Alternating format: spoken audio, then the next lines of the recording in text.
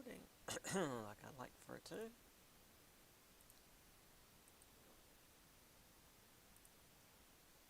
Okay, believe so. And sound good. I can't snap my fingers right now. Alright, yeah, we'll just go back to that.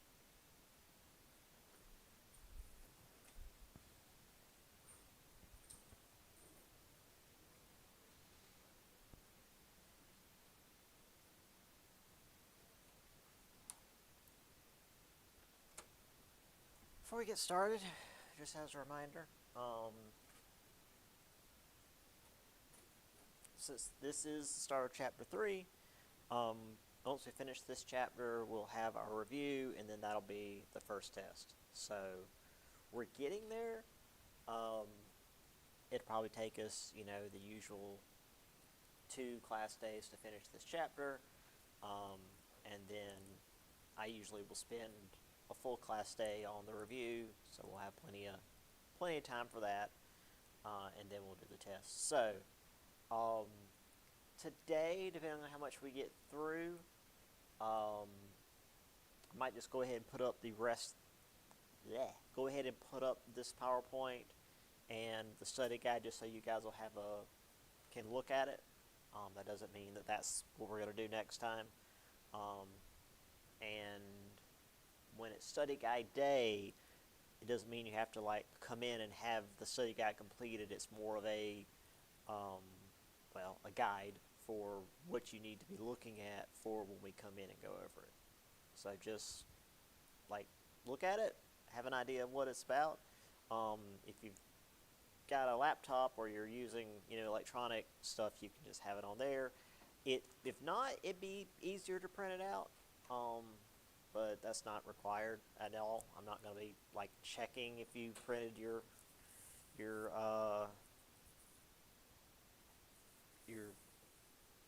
study guide out or not. I'm not that nitpicky.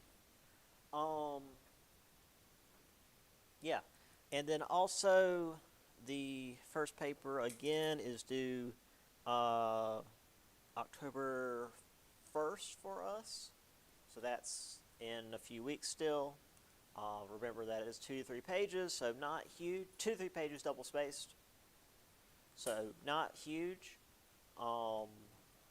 And the default topic is basically the first 2 chapters on how the Europeans and Native Americans interacted, and kind of comparing and contrasting the various European powers with each other and how they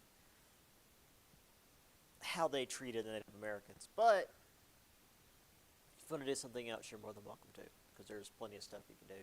Anywhere between the first people arriving in North America, and I mean crossing the Bering Strait, first people, to, I would suggest stopping before the American Revolution, because that's where the second paper kind of starts. So anywhere in that time period.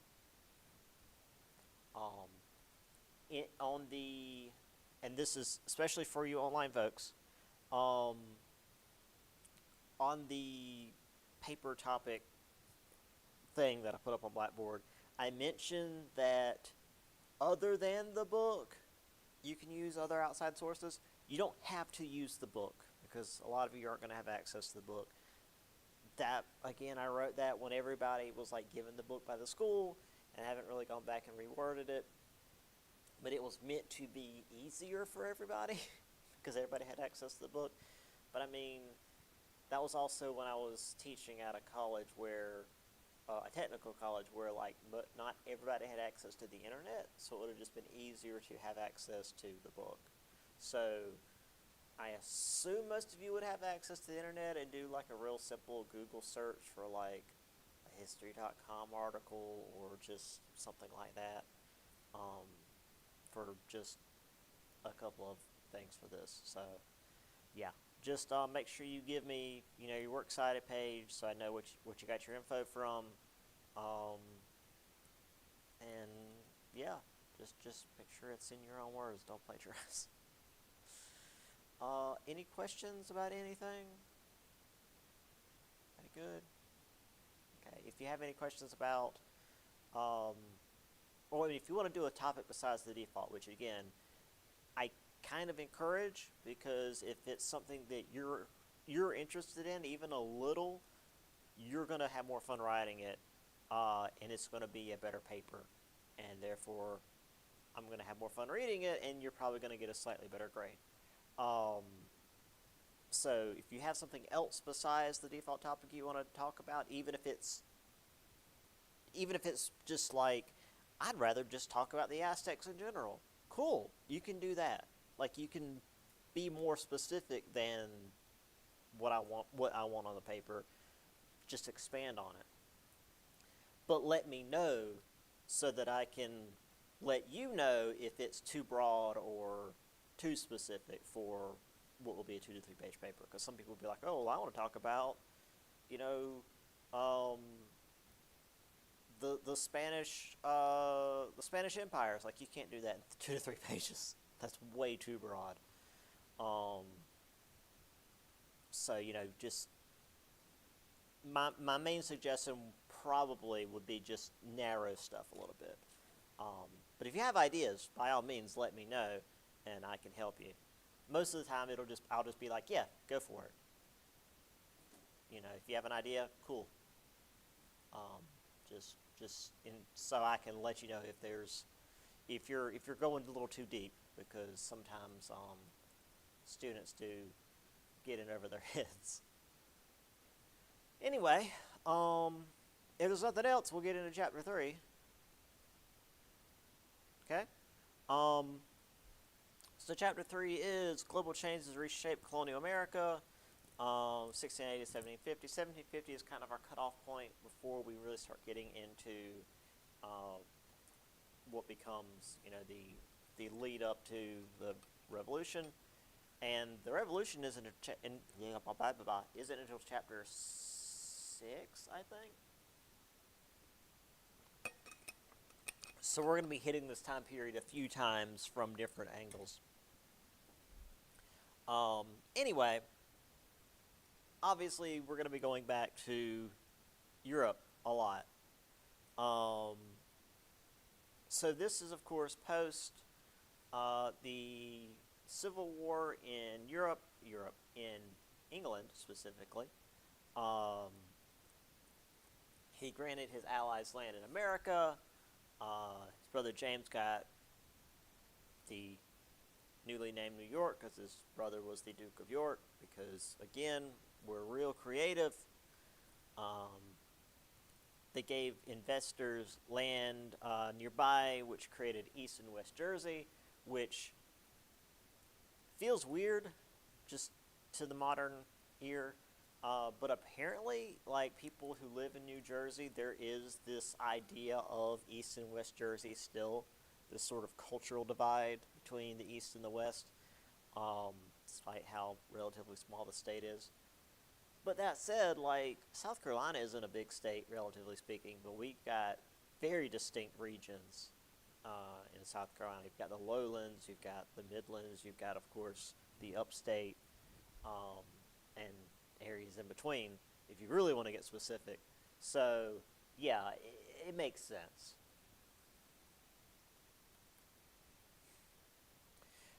Charles also had a debt to Admiral Sir William Penn. I almost said Sir Admiral William Penn. I forgot which order all that went in. Basically, his son was given a bunch of land. This eventually became Pennsylvania because, again, naming. But at least he didn't name it after, like, the town he came from. So we're getting a little more creative here. William Penn Jr. was a Quaker, which was another group of Protestants. And he used this land as a refuge for the Quakers because they were, of course, persecuted because they weren't the right kind of Protestant in England. Because even if you were, not a Catholic and therefore a Protestant, if you weren't Anglican, you were still considered not the correct type of Christian, and you were persecuted. Not as badly as if you were Catholic, but you still certainly weren't given full rights and privileges. So, uh, these colonies, New England, blah, New York, the Jerseys, and Pennsylvania what will become called proprietary colonies, where they had a lot of leeway. They could pretty much be governed as the aristocrats wanted. Um, Not quite little fiefdoms, not quite like medieval um, aristocrats with their manors and peasants working the land, due to, stuff like, say, Bacon's Rebellion we talked about last time. Um, but they had a lot less oversight from the crown. Um, this was much different from, say, Virginia colony, which was a royal colony, which, as we mentioned, was more directly tied to the crown. And as we mentioned, also, South Carolina was an offshoot of Barbados, which was a completely separate thing. It wasn't given to somebody to run as they wanted, and it wasn't like part of the Virginia colony. It was just somebody from Barbados was sailing up the coast. Can't go to Florida because Florida is Spanish, but they found these sea islands off the coast of what will become the Carolinas, and they're like, hey, this is pretty much like the Caribbean. We can use this, and they just created the Carolina colony, and used the lowlands for swamp plantations, pretty much.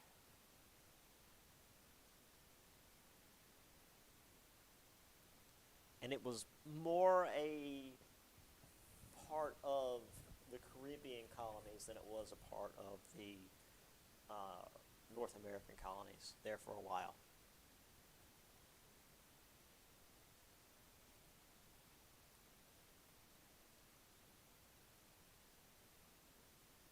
Although kind of eventually North Carolina was more closely tied with Virginia because of like just the growing conditions there were really good for tobacco, as we know today. Whereas the lowlands of South Carolina were more closely tied to the Caribbean.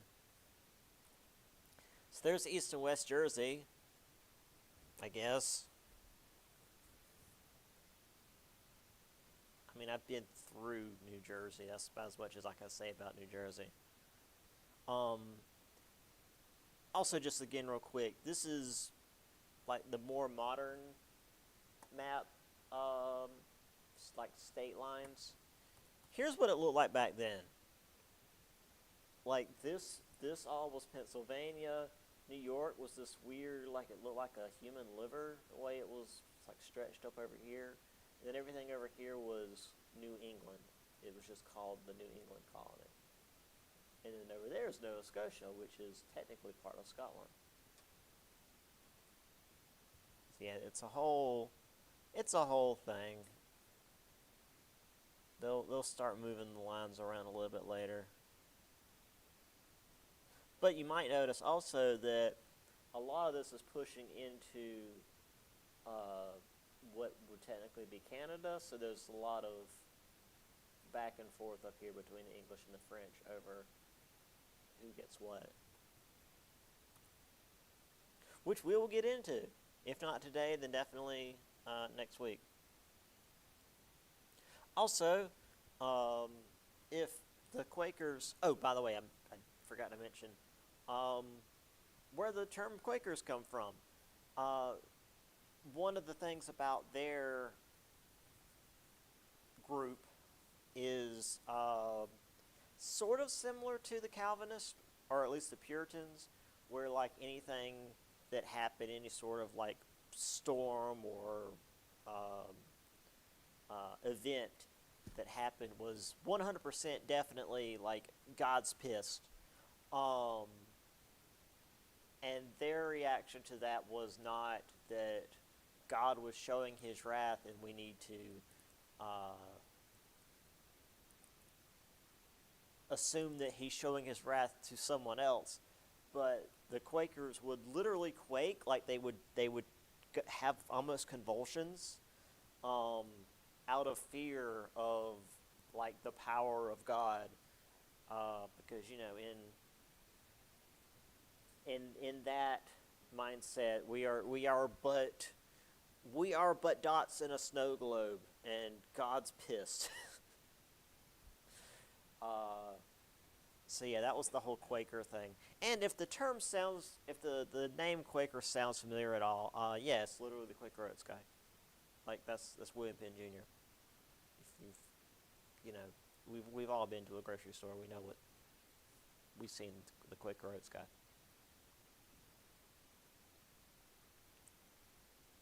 Also, we've got, let's see, map of improved part of Pennsylvania. So that'd be probably Philadelphia.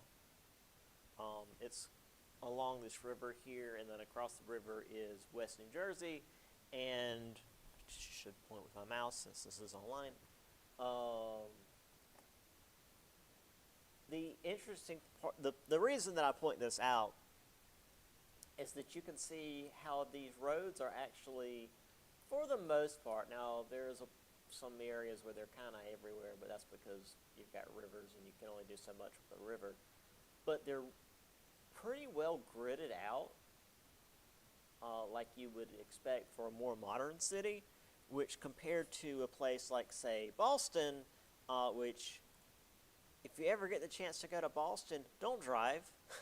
It's a nightmare. Most of the roads in Boston are just paved over cattle paths from the 1700s. At least in Philadelphia, they planned it out a little better. And here we have, again, them surveying the land and planning it out and being a bit more, having a bit more foresight into preparing the town. And of course the Carolinas here. This feels a bit far south for South Carolina, because that is the border of Florida right there. And the Spanish will not have that. Eventually, this would, of course, become Georgia, because that is the Savannah River. I think that's the Savannah River. Is that? Yeah, that's the Savannah River, because that's the Cooper River up there. Yeah, so stuff gets moved around, obviously. Originally, the Carolina colony was just all of this, and the idea was it was just going to stretch west as far as west went. So technically, Carolina was all the way across the country, because they didn't know how far west the country went. Because, Europeans are just going to claim however much land there is, just whether we can see it or not.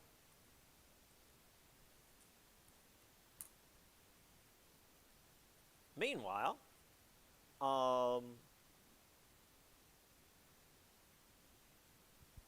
Pennsylvania is continuing to grow. That set up religious toleration for all Christians, so not just Quakers. You could be whatever form of Christianity and could go there. It seems to be that still only Pennsylvania. It seems only Rhode Island is the place you can go and be safe as a Jew. They have friendly relations with the Lenni Lenape natives. Had a government that allowed all property-holding males to vote, which is pretty common back then. And then things got a little weird. So there was this whole thing in England over who was going to take over as king. Charles II didn't have any kids, which was a problem. And the next in line for the throne was his brother James. His brother James, though, was Catholic. And also just quick clarification. In European, at least royal tradition, religion was inherited. The religion of the mother would be the religion of the child. So since Charles's mother was Protestant, he was raised Protestant. But since James's mother was Catholic, he was therefore like by heritage Catholic, and that was just it. And part of the reason why this was a problem, not just because the king's Catholic and it's a Protestant country. Prior to this, and the various wars of religion that happened after the Protestant Reformation, one of the agreements to keep the wars from happening again was that whatever the religion of the ruler would be the religion of the land, which worked for the various little principalities in, just say, Germany, because, again, Germany didn't exist yet. It was just a bunch of little states, which were about the size of, like, a county here in America. But for England, it wasn't quite going to work, because England was much larger, not just the country, but also the huge empire that it had, and it had been pretty strongly Protestant for a while. And then there was also that whole, like, Civil War thing that happened. So, middle. Charles had to really fight to get Parliament to allow James to take over for him when he died, with the promise that James's Protestant daughter would take over for him after he died. So he would temporarily, like, he would rule as a Catholic ruler, but once he was gone,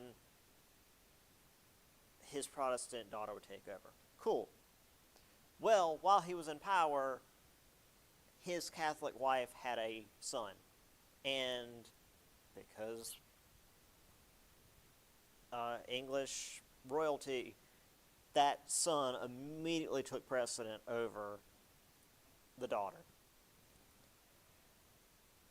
So, while all this was happening, James was putting Catholic leaders in charge of various parts of England, which was causing issues.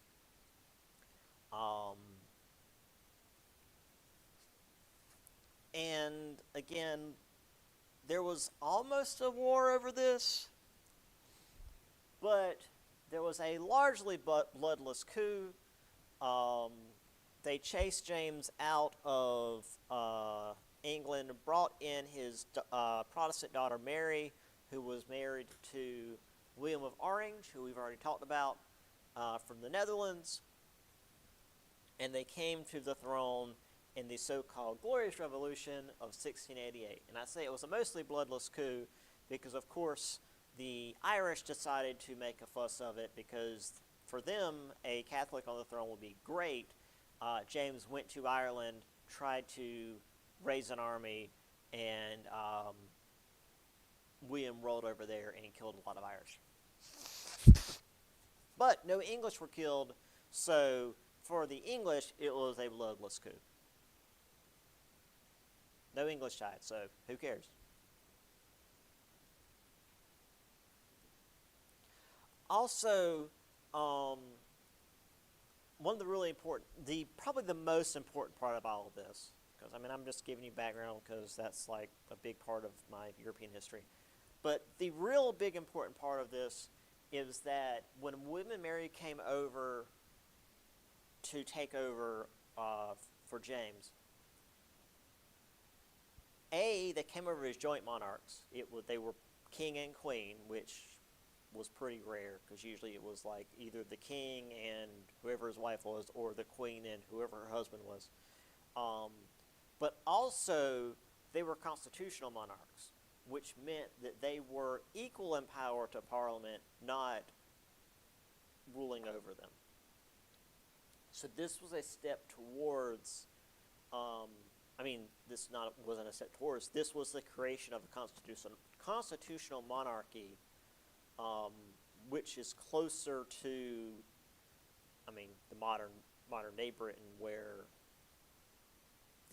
the king doesn't have any power, where it's the prime minister and parliament and whatever their judicial system is, which is just like their flavor of what we have over here. It's just in their case, rather than prime minister, they had the king and queen in that executive branch. So yeah, now the king and queen aren't like this absolute power that nobody can question.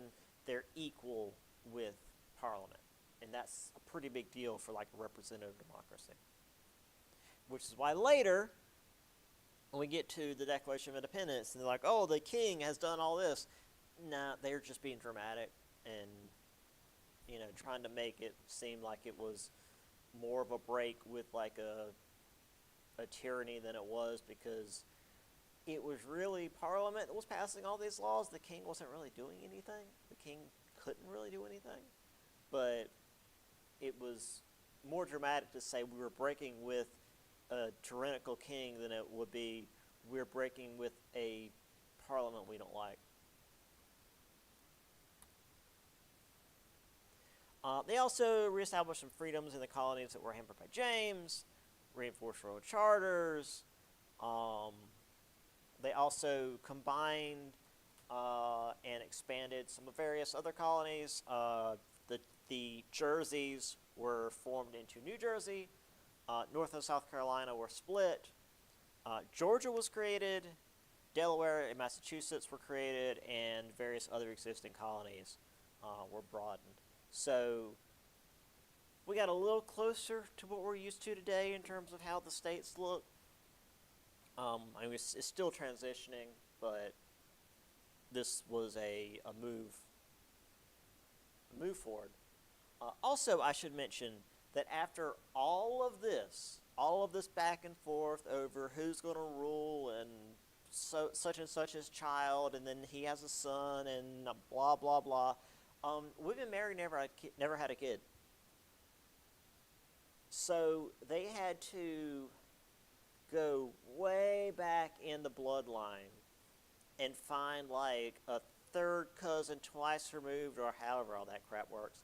Basically, they had to pull some German dude, George of Hanover, from literally the German states to come over and be the next king. And that is why, to this day, the English royal family is German. So that's not at all important for us, but I just wanted to make mention of that. After all of this, there was no royal line from William and Mary.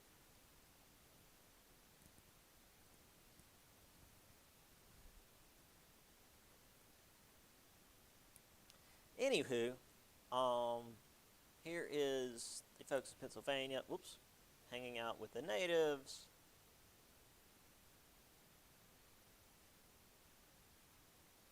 Here is, I'm guessing this is James.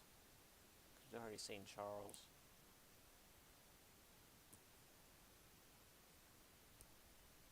Oh wait, no, that was Charles, because that's James.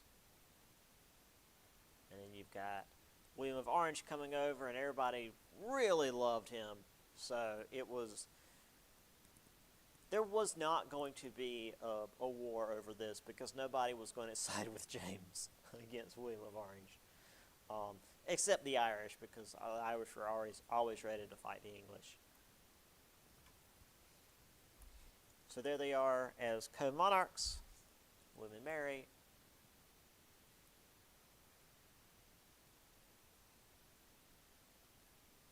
And then here we have, after they come to power, they modernize the states a little bit. You've got the beginnings of Georgia here, which this was what Georgia looked like for a while. It was never, what we see it as today. It was this small bit just beyond the Savannah River. And they left all this open because, again, the Spanish are right here, and they don't want this to be occupied. This is a buffer zone. Anyway, the Carolinas and whatnot.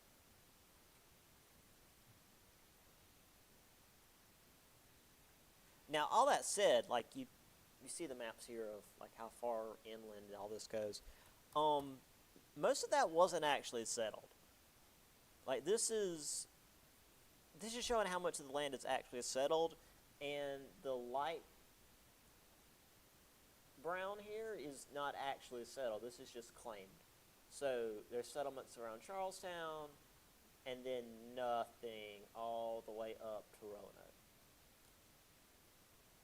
and then Norfolk, and there's quite a bit up here because this is where all of these early towns showed up and they spread around. But like once you get past Roanoke Island, it's just they claim all of this, but there's nothing in basically all of North Carolina. And then up here, it's pretty densely packed. But like all these claims inland, there's none of that. So like all of this, all of that, that's just paint on a map. That's not people living there at all.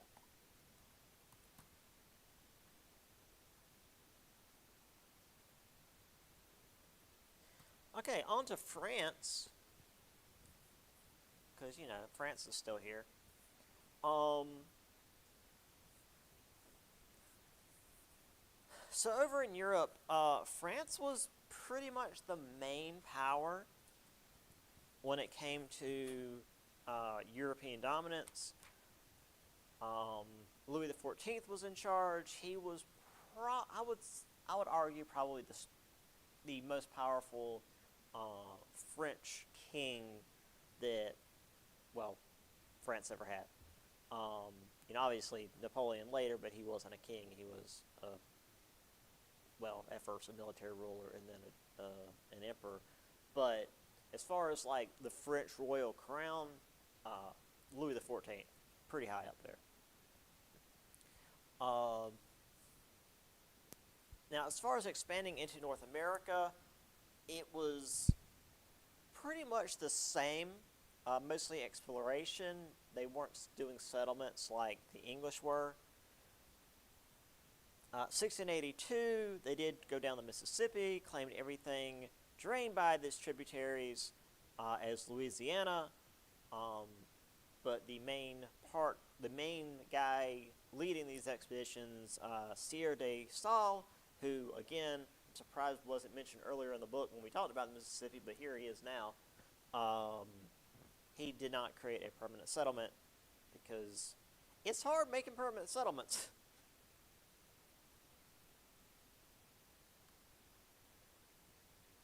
We did eventually get the Canadian military officer Pierre Le Moyne de Iberville that established forts at Biloxi and Mobile Bays, mostly to trade with the local Choctaw natives. Still, though, there were not nearly as many French settlers as there were English. They weren't sending families. They weren't sending, towns worth of people. It was mostly forts and the occasional, mission to try and convert the natives. But since these were forts, since these were military establishments, and they had pretty good trade relations with the natives, France was able to project its power better than the English were with greater numbers.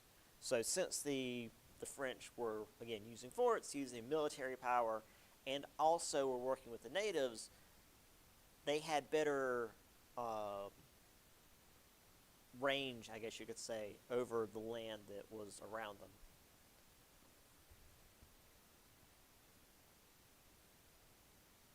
So, I mean, you build a fort on a river, you have pretty good control over that river for quite a ways.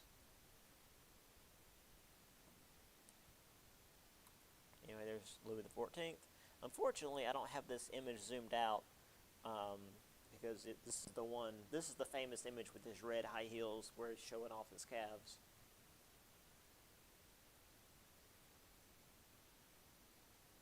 And there, of course, is the exploration of the Mississippi. And again, the idea was where any rivers that drained into the Mississippi would be considered part of this new land of Louisiana. So it was everything over here and everything over there, everything that way and that. Like, it was just so much of Central North America was considered just like, okay, well, I guess if this is the rules we're making, yeah, it's crazy. Also, the forts at Biloxi and Mobile are still around.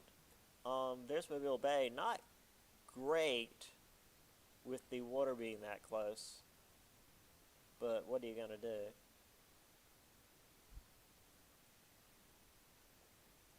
And then Mobile Bay, they fortified it a bit more. This is obviously more recent to keep it from ending up underwater. But actually, this is a better view. If you've never been to the Gulf Coast, uh, unless there's a hurricane, the water is really placid. It's not quite like lake water still, but it's compared to like Myrtle Beach. Um, there's hardly any waves. It's real weird.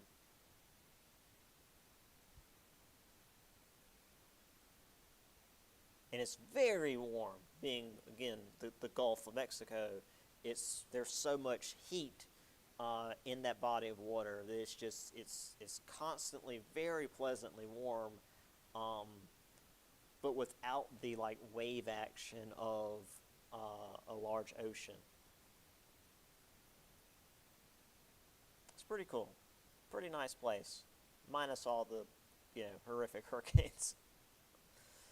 So by 1750, which again is where we're going to end this chapter, this is what we were looking at um, with the three major powers. So you, of course, had England over here, as well as kind of up here, but we'll get to that later. France all the way through the middle here with forts all up the rivers. And then Spain sort of, they really didn't have much going on over here other than the Pueblo. But they did have some forts built here in Florida because they were dealing with both the Spanish on one side and the English on, not the Spanish, geez, the French on one side and the English on the other. And they were more concerned about the English. They were on and off allies with the French, but as far as the English, as far as they were concerned, the English get stuffed. So,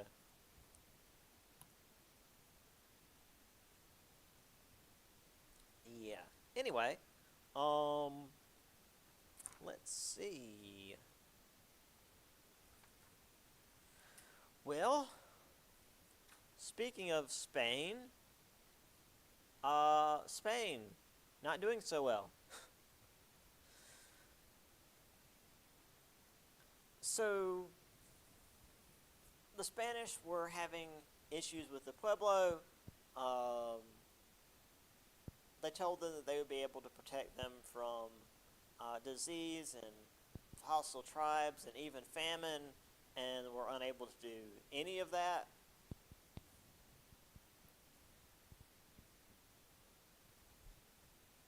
I'll just read this one out the book. Um, when some of the Pueblos returned to their traditional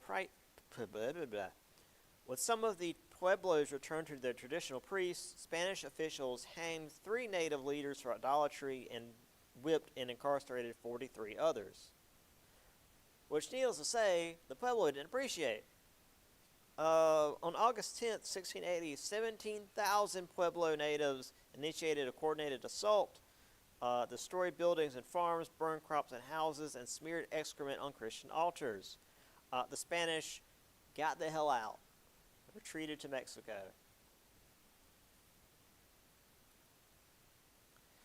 Eventually, though, the Spanish did come back, reconquer parts of New Mexico due to growing internal conflict. Um, let's see, crushed the rebels, opened new lands for settlement. Franciscan missionaries established better relations. But one of the end results of this was a number of the Pueblo rebels, rather than simply accept the Spanish there, retreated into the other tribes and joined up with the Apaches and Navajos and such. And rather than just providing them raw numbers, which they didn't to a great degree, because the Apaches and Navajos were already, large groups, but they brought them knowledge. They brought the Apaches and Navajos knowledge of Spanish weapons and tactics, and most importantly, farming techniques. Because the Apaches and Navajos, before this point, were mostly just they were plains hunters. They'd go out and they'd hunt buffalo, which was all well and good, but it wasn't very stable. But with the Pueblo teaching them how to settle down and farm, they could actually become a more stable society and therefore become more dangerous. So, due to the mistreatment of the Pueblo, the Spanish made their enemies more powerful. Meanwhile, the Spanish also were attempting to build forts in Texas to keep the French out, but the Apaches in that region were really the main threat. And also, the French have the Mississippi River Valley. They don't want to deal with Texas. If you've, again, my family's, we've been across that region. If you've been to the Mississippi River Valley and then you go to Texas, you don't want to stay in Texas. You want to go back to the Mississippi River Valley. It's a lot better there. Also, in Florida, the Spanish were having a hard time. The natives there were actively resisting. Actually, there's a very powerful number of tribes there that would actually outlast Andrew Jackson's presidency. And then various tribes would actually move north into English territory to ally with them against the Spanish. Because, again, the age-old adage, the enemy of my enemy is my friend, is always true. If you hate the Spanish, just work with one of the other two guys. If you hate the English, just work with one of the other two guys. So the guys fighting the Spanish, go ahead and work with the English or the French. If you're fighting the English, go work with the French or the Spanish. If you're fighting the French, go work with the English or the Spanish.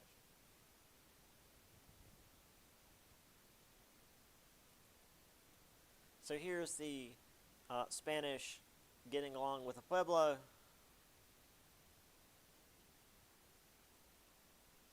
Here's the Pueblo thanking the Spanish for their hospitality.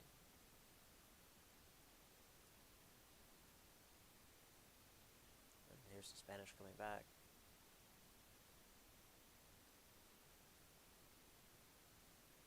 And I believe this is, I think this is in Florida.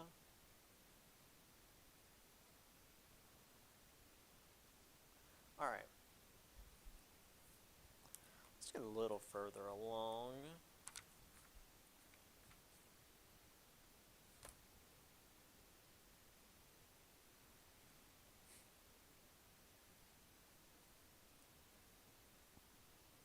So,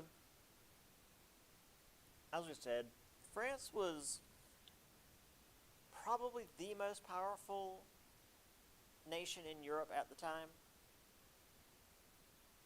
And in 1689, a war between England and France spread its way to North America. This was known as King William's War, and as much of a Europeanist as I am, I don't remember which war this was because England and France were always fighting each other. It there's so many, it doesn't, I can't remember them all. So England and France were fighting. It's like, okay, which time? They've been fighting each other on and off since literally 1066. It's hard to nail this down. Anyway, as I said, this was England and France fighting each other. This spread to North America. So the English with their Iroquois allies fought the French with their Huron allies up around the border of what is modern-day Canada. So Montreal and northern New York. Neither side got much land, which is, usually why the Europeans fought wars. But by the time they declared peace in 1697, which is a pretty long war, the Iroquois and the Huron tribes had been nearly wiped out because they were the ones on the front lines. They were the ones doing the raiding. They were the ones doing the everything. And this was the point where the Iroquois were just like, we're going to sit this out completely. We had mentioned that with the covenant chain thing, but this was the point where the Iroquois were finally just like, okay, we're done. We're completely done. We can't do this anymore. Because again, like, even if the Iroquois, which, yeah, technically the Iroquois were on the winning side. The English technically won this war. But even if you're on the winning side, if you're one of the native proxies, you're going to lose most of your tribe. We then had the War of Spanish Succession between 1702 and 1713, also known as Queen Anne's War. I don't know why they called it Queen Anne's War, because it was the War of Spanish Succession. It was this thing where this happens a couple of times. This is the only time Spain becomes important, like, ever again in world history, is they don't have anybody in the royal line to take over, and because all of Europe is inbred to some degree, it ends up becoming like somebody from another country can come in and claim the crown, and it becomes this whole conflict over, we can't have the two crowns unite because then we'll have a superpower in Europe and it'll throw off the balance of power, so we're going to have a war over it, which is what happened. England had to fight both France and Spain in this war. Both sides recruited native allies, and England won, mostly because over in Europe, like, everybody else was fighting France and Spain, because nobody wanted France and Spain to unite. The thing was, the closest family they could find was a Bourbon, and that's a French royal family. And the guy that they found was like, okay, well, that's great and all, but I don't want this to happen. It's like, I don't want for there to be like a joining of the crowns issue.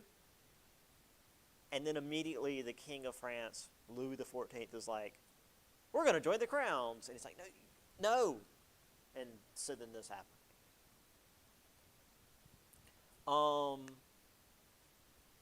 Anyway, even after all of this, England got a bunch of land. That's where, like, all that stuff up in Canada came from. Spain, Britain, and France all started building more forts in North America, preparing for the next round of wars that would almost definitely and did happen.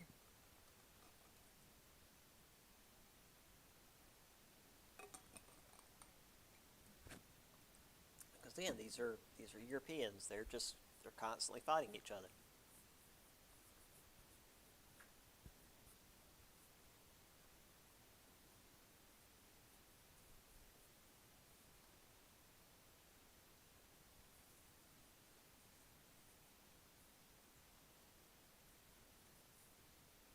So here's King William's War, which was, like I said, mostly up here near what is modern day Canada's border and New England, so just a lot of this. This particular image, I'm assuming they're trying to do a treaty and someone got angry about it. The main reason I keep it is because the way they're dressed and even the room reminds me so much of Sid Meier's Pirates, because they're all wearing the same thing, but they're just color coded. Because the Sid Meier's Pirates, I mean, it's a game from like maybe early 2000s, maybe late 90s, and so they could only create so many character models. So basically, all the royals wear the same thing, but they're color coded. So if this was Sid Meier's Pirates, this guy will be from Britain, this guy will be from France, the guys in green will be from the Netherlands. If there were any Spanish, they would be yellow. And like that was just how everybody was color coded. You knew where they were from immediately. And the women were the same way. They all wore the same dress, and it was color coded based on their country. Good game, fun game, great pirate game. Probably the best pirate game before, like, Black Flag came out. Yeah. Anyway, here's some Europeans and their native allies sneaking up on a fort.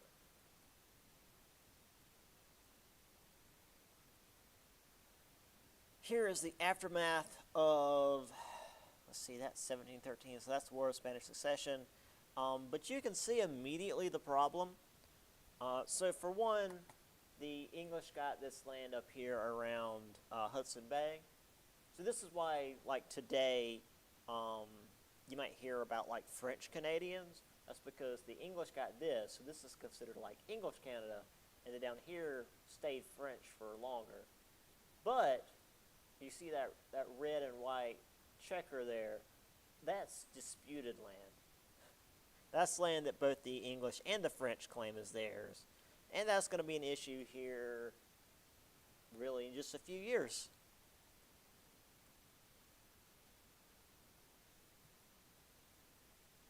And actually, we'll close that in a little bit more.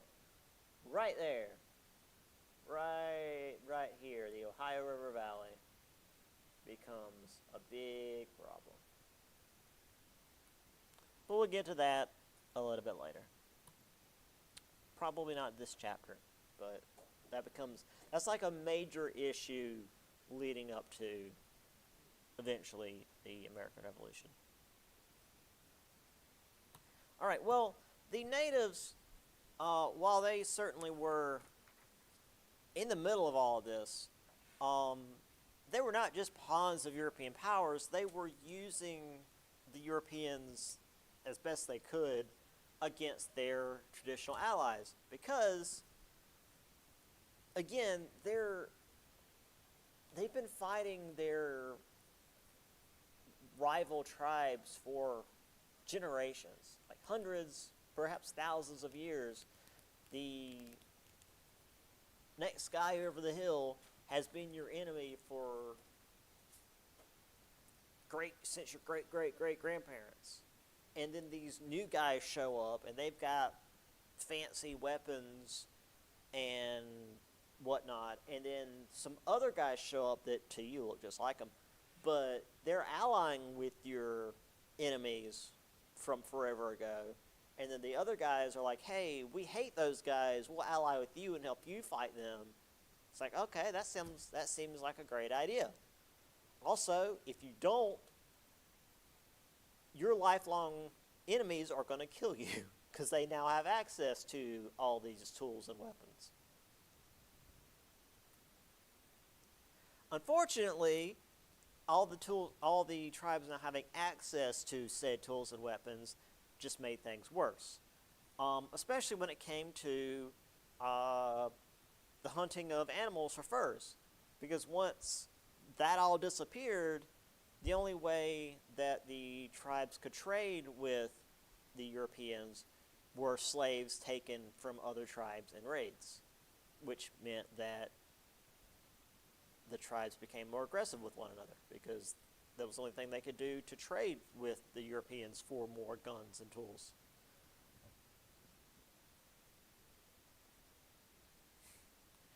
So we did have some level of alliances between the natives trying to force out the Europeans. We talked about King Philip's War, was it? Metacom, at the end of last chapter. In the 1710s, there was a native alliance in the Carolinas to try to kick out the Europeans. But the Carolina colonists did manage to get a couple of native tribes to work with them. However, not long after this, there was a much larger native alliance, which became known as the Yamasee War, that ended up being an even bigger threat than the King Philip's War we talked about again at the end of last chapter. And only the Cherokee tribe switching sides allowed for the colonists to not be completely run out of the South.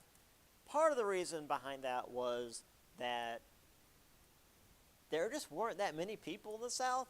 I mean, I showed you guys that map earlier. The only places that were really settled were Charleston and maybe like a few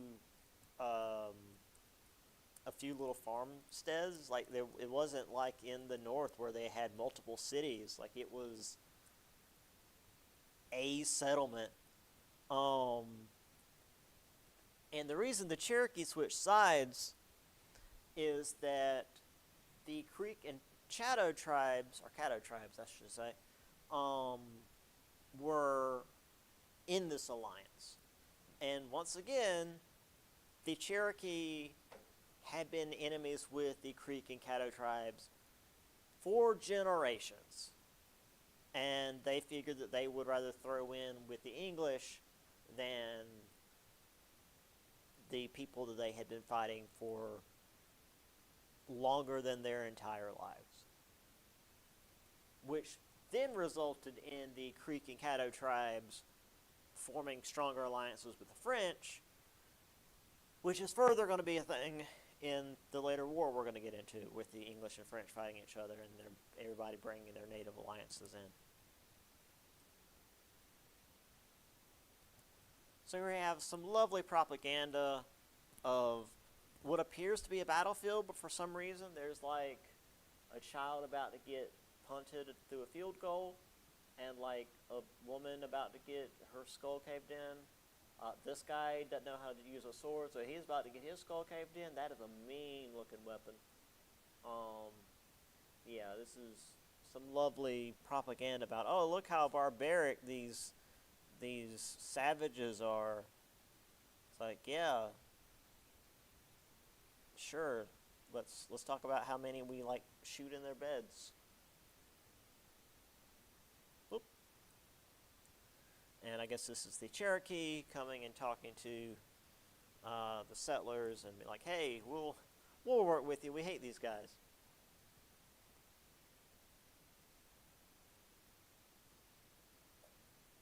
Yeah, the Tuscarora War is what that first war was called. You don't need to worry about that because that's not really in the book. There's the Yamasee War. Again, just that we only really had a couple of towns in this region. We had Charlestown, the Port Royal, which, I mean, obviously Port Royal was just another renamed from a city in shoot, where's Port Royal?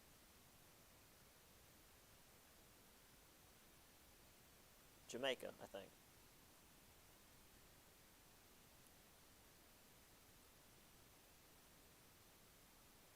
And there's a battle here, but it's in French for some reason. So I don't know what it says, but I see Carolina in all caps. I'm assuming this is the Embassy War.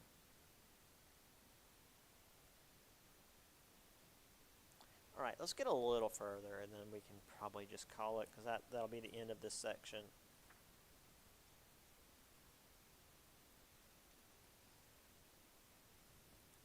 Now, while all this warfare was certainly bad for the Native Americans, and it was really bad for the Native Americans, by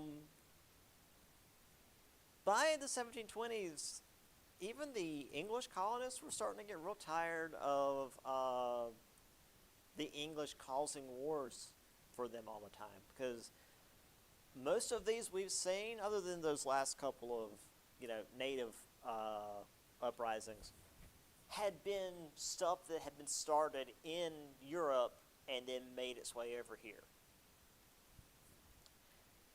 And not only that,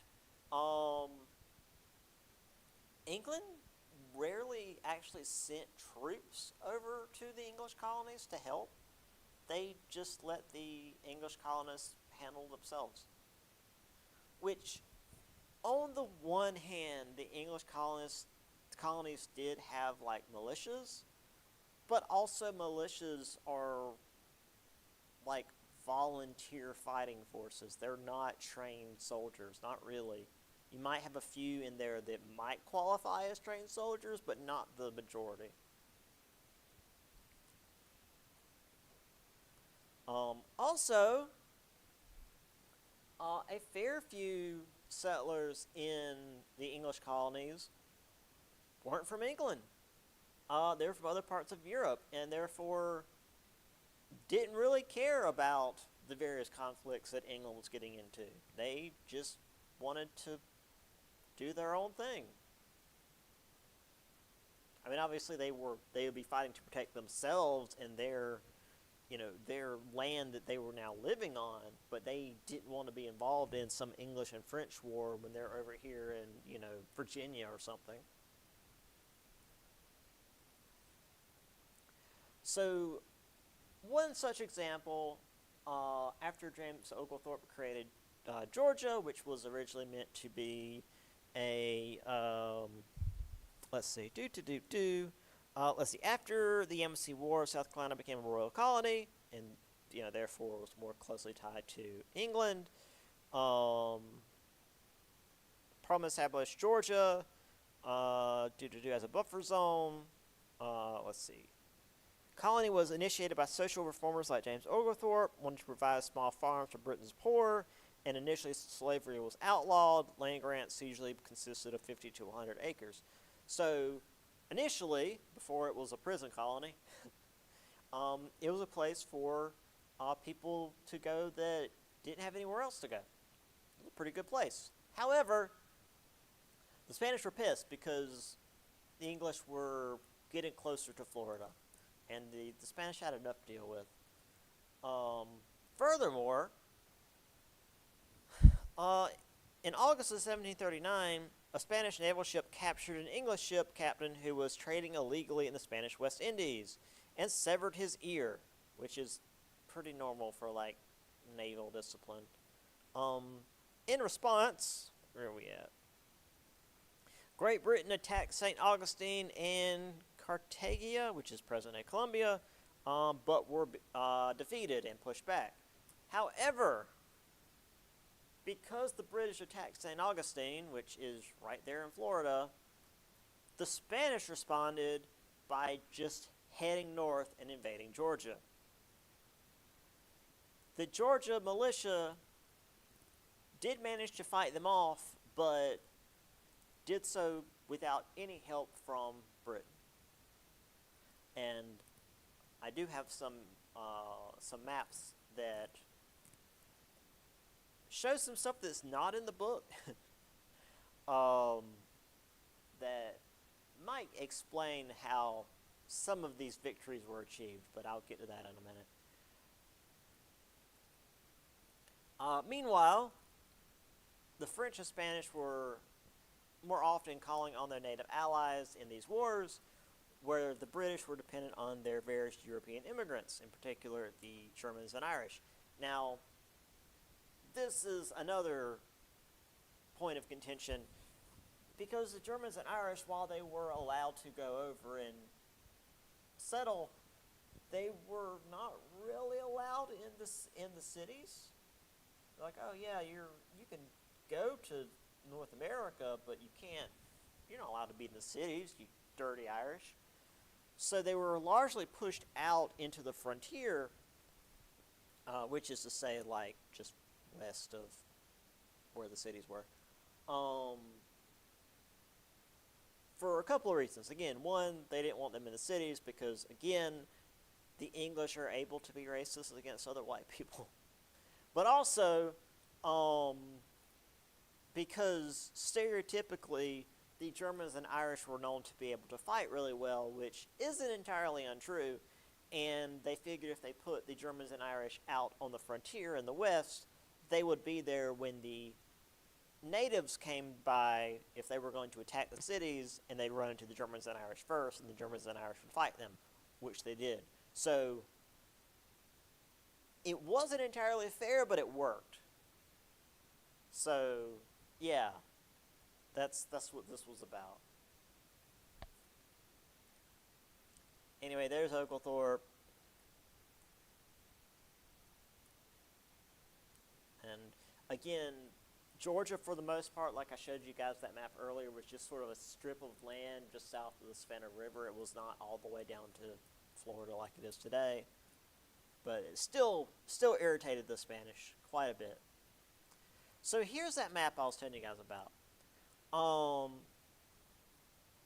Let's see, July 7th, 1742, Spanish suffered a defeat near Fort Frederica at Gully Hole Creek. Great.